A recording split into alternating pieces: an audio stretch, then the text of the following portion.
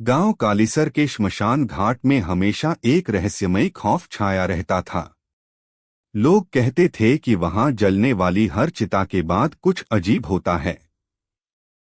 गांव वालों का मानना था कि श्मशान में कोई बुरी आत्मा है जो जलती चिताओं से शक्ति प्राप्त करती है। एक दिन गांव के सबसे साहसी व्यक्ति अजय ने इन अफवाहों की सच्चाई जानने का निश्चय किया। रात के अंधेरे में जब पूरा गांव सो रहा था, अजय श्मशान घाट की ओर निकल पड़ा। हाथ में मशाल लिए, दिल में डर का साया और दिमाग में जिज्ञासा, अजय ने श्मशान की सीमा पार की। वहां एक ताजा जलती हुई चिता थी, जिसमें से आग की लपटें आसमान छू रही थीं। अचानक एक अजीब सी आवाज सुनाई दी, मानो किसी ने चिता के अंदर से चीख मारी हो। अजय का दिल तेजी से धड़कने लगा। उसने मशाल की रोशनी में देखा कि चिता की लपटों के बीच एक स्त्री की परछाई नजर आ रही थी। उसकी आंखों ने जो देखा, उस पर विश्वास करना मुश्किल था।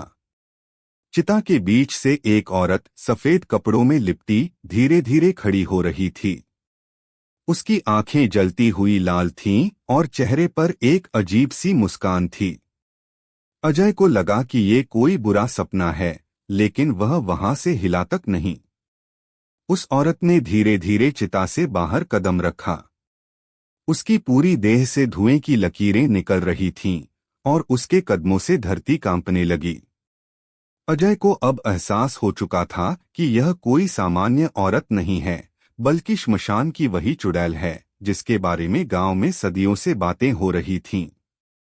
चुड़ैल ने अजय की तरफ देखा और अपनी खौफनाक हंसी के साथ उसकी ओर बढ़ने लगी। अजय ने दौड़ने की कोशिश की, लेकिन उसके पैर मानो जकड़ गए हों। चुड़ैल ने उसके सामने आकर कहा, तुम मुझे रोक नहीं सकते, मैं इस श्मशान की मालिक हूं। मेरे जलते शरीर से जो भी संपर्क करेगा, वो मेरी आत्मा के साथ जुड़ जाएगा। अजय की सांसें तेज हो गईं। उसने हिम्मत जुटाकर पूछा, तुम क्या चाहती हो?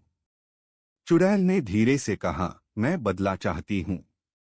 इस गांव ने मेरी आत्मा को सालों से बंद कर रखा है। मैं अब आजाद होऊंगी और गांव के हर एक व्यक्ति को अपने साथ ले जाऊंगी। अचानक अजय को अपने पिता की पुरानी बातें याद आईं। उसके पिता हमेशा कहते थे कि इस चुड़ैल को रोकने का एकमात्र तरीका था उसकी आत्मा को शांति दिलाना। अजय ने अपने मन में कुछ सोचा और बोला, अगर मैं तुम्हें शांति दिलाऊं तो क्या तुम गांव वालों को छोड़ दोगी?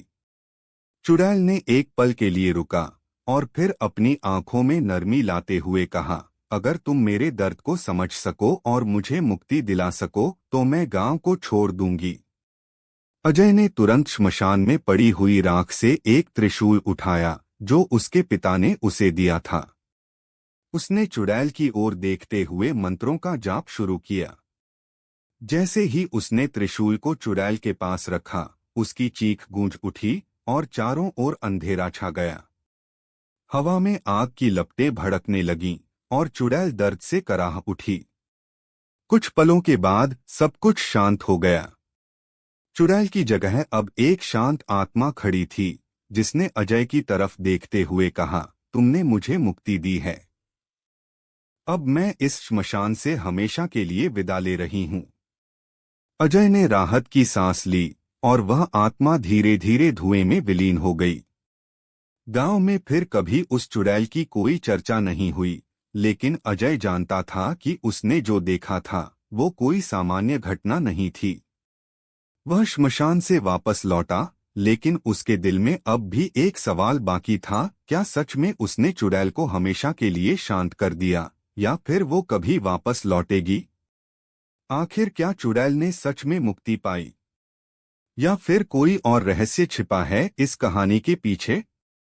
जानने के लिए देखिए अगला एपिसोड।